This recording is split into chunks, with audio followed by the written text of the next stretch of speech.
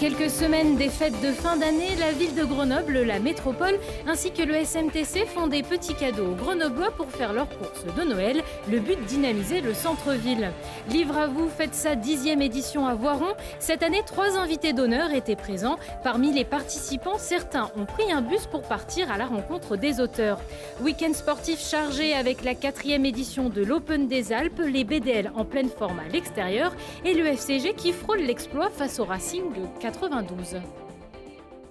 Bonsoir à tous et bienvenue dans ce JT du lundi 26 novembre 2018. Les principaux titres de l'actualité du Grand Grenoble en moins de 10 minutes, c'est toutes les heures à partir de 18h.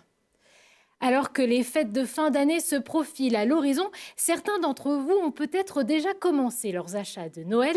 La ville, la métropole ainsi que le SMTC ont donc décidé certaines actions pour faciliter vos emplettes. À compter du 3 décembre et pendant 6 semaines, le stationnement sera gratuit de 17h à 19h. Le 15 décembre, le réseau tag sera gratuit toute la journée. Et les samedis 1er, 8 et 22 décembre, c'est le ticket SMS qui donnera accès illimité au réseau tag pour la journée. Des gestes qui ont pour but de dynamiser le centre-ville de Grenoble avec ses 1500 commerces. Se croisent aujourd'hui à la fois cette problématique de travaux qu'il nous faut accompagner et la période de Noël où on cherche à embellir et avoir un caractère un peu magique et féerique du centre-ville. Donc en semaine, effectivement, plutôt que d'aller se mettre dans les bouchons en sortant du boulot, de 5h à 7h, vous pouvez ici venir faire vos achats.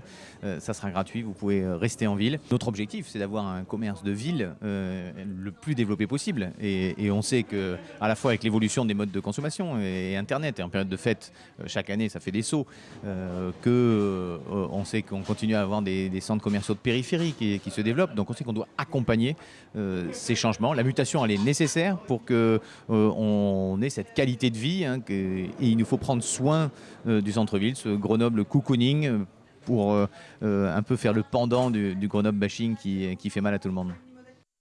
Incontournable des fêtes de fin d'année, le marché de Noël ouvrira ses portes mercredi 28 novembre, place Victor Hugo et Grenette, ainsi qu'au square Docteur Martin. À noter cette année son ouverture prolongée jusqu'au 30 décembre 2018. Nouveau rebondissement dans le dossier de la clinique du Dauphiné à Cessin. Dans un jugement rendu le 15 novembre dernier, le tribunal administratif de Grenoble a annulé le 2e permis de construire délivré en avril 2016 à la CSI du Vercors pour la construction d'un établissement de soins psychiatriques. Pour le centre de soins déjà en fonctionnement depuis juin 2016, c'est la 2e annulation de permis de construire. La SCI du Vercors va faire appel de cette décision et va déposer une nouvelle demande de permis de construire. Au total, 150 employés travaillent dans ce centre de soins. Ce week-end se tenait à Voiron la 10e édition du festival Livre à vous. Cette année, 3 invités d'honneur, dont Jo Wickett, une écrivaine francophone qui a reçu une écrivaine française qui a reçu une trentaine de prix francophones pour ses ouvrages. Pour aller à la rencontre des participants, ont dû prendre un buste, tout comme Lina Badreddine. Il était une fois un bus qui transportait une 50aine de personnes à travers les rues de Voiron. Le but, partir à la rencontre d'auteurs contant leurs histoires pour cette 10e édition de Livre à vous. Le circuit 1 à destination de la MJC, en passant par le théâtre de l'Arbre en Seine, s'arrêtera en premier au pôle de Vouise. Ça permet de partager une passion commune entre nous, tout ça, on apprend des choses et puis on peut apprendre des choses aussi. Ça permet toujours de découvrir de nouvelles choses. J'aime rencontrer les auteurs et discuter avec eux des livres qu'ils ont écrits.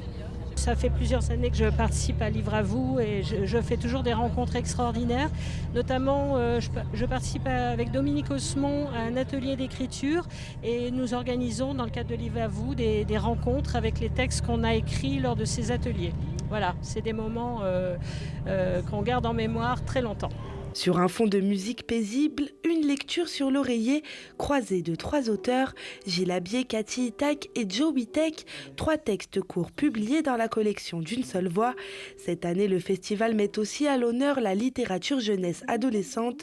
Jo Witek lit un extrait de son ouvrage Une fille de, qui raconte l'histoire de l'enfant d'une prostituée. Dans ces textes qu'on dit pour les adolescents, jeunes adultes, un partage avec les adultes. Les mères, les grands-mères, les grands-pères, les parents lisent aussi cette littérature-là. L'oralité est très importante, surtout pour les publics qui sont loin de la lecture parfois. Dire le texte les ramène vers le livre. C'est très émouvant de voir les gens comme ça couchés devant nous, fermant les yeux, écoutant un texte. C'est une très bonne condition pour écouter un texte. Le corps est au repos et l'esprit et les oreilles sont à l'écoute. C'était très troublant et j'espère que les gens ont pris du plaisir. Nous, on en a pris à le lire en tout cas. Après cette escapade, direction une lecture musicale avant le terminus. Et la nouveauté de cette année, le festival a lancé son propre prix avec 2 catégories, une pour la littérature adulte et une autre pour la littérature ado. On ouvre une page sport dans ce JT avec beaucoup d'événements ce week-end, à commencer avec la 4e édition de l'Open des Alpes de natation. Comme chaque année, de nombreuses personnalités de la natation étaient présentes, comme l'entraîneur Philippe Lucas qui a tenu une conférence ou encore la nageuse de Valence Mathilde Signy. Ça fait trop plaisir de revenir dans cette région que j'aime tant et de revoir un peu tous les clubs régionaux que j'ai l'habitude de voir aux interclubs et de les voir ici alors que je suis avec Marseille, c'est vraiment sympa. Ouais.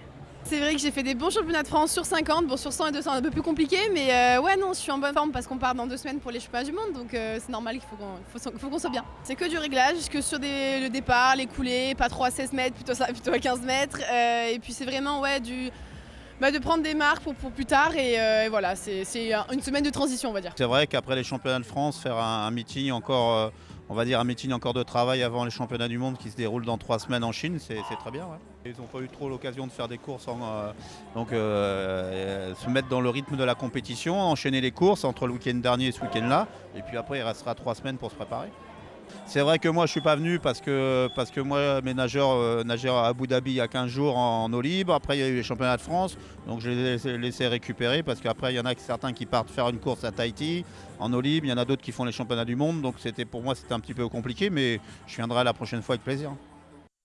Une performance en demi-teinte pour Mathilde Signy qui a dominé ses 50 mètres et 100 mètres d'eau de l'Open des Alpes sans pour autant faire les chronos escomptés. Les rugbymen du FCG frôlent l'exploit face au Racing 92. Face au désormais 3e du championnat, ils s'inclinent d'un tout petit point, 24-23. Les joueurs récupèrent malgré tout un important point de bonus défensif, mais passent à côté de leur première victoire à l'extérieur. Ils ont vraiment fait un match parfait à l'extérieur. Ils se sont nourris de nos erreurs. Nous, on avait à cœur d'être plus constants que depuis le début de la saison. Et on s'est encore trompé, on a eu chaud ce soir. Je pense que l'équipe a fait un très gros match. Je pense que si on l'emporte aujourd'hui, il n'y a rien à dire. Et voilà, je fais 2 erreurs, il y a 2 essais. Donc je vais me remettre au travail et on va essayer de relever la tête. Prochain match pour le FCG, ce sera samedi 1er décembre à Mayol face à Toulon à 20h45. Les brûleurs de loups en forme ce week-end avec pas une mais 2 victoires. Les BDL qui s'offrent leur revanche en gagnant à l'extérieur face à Rouen et Bordeaux.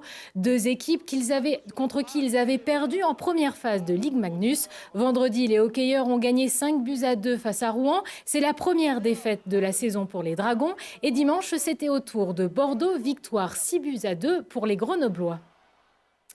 Autre bonne opération du week-end, celle du GF38. Les Grenoblois réalisent un match nul face à Lens. Les joueurs de Philippe Inchberger peuvent notamment remercier leur gardien Brice Malbleu, élu homme du match. Le GF38, 4e ex-aequo au classement, est à 1 point du podium de Ligue 2.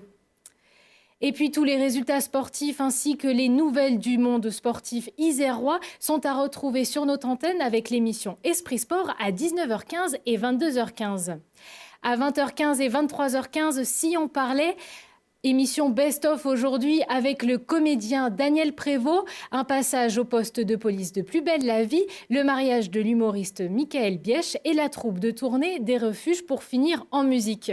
Ce week-end, pour la 2e année consécutive, Grenoble accueillait les internationaux de France de patinage. Sur la patinoire Pôle Sud, 2 Marseillaises ont retenti, celle du couple de danse sur glace Gabriela Papadakis et Guillaume Cizeron.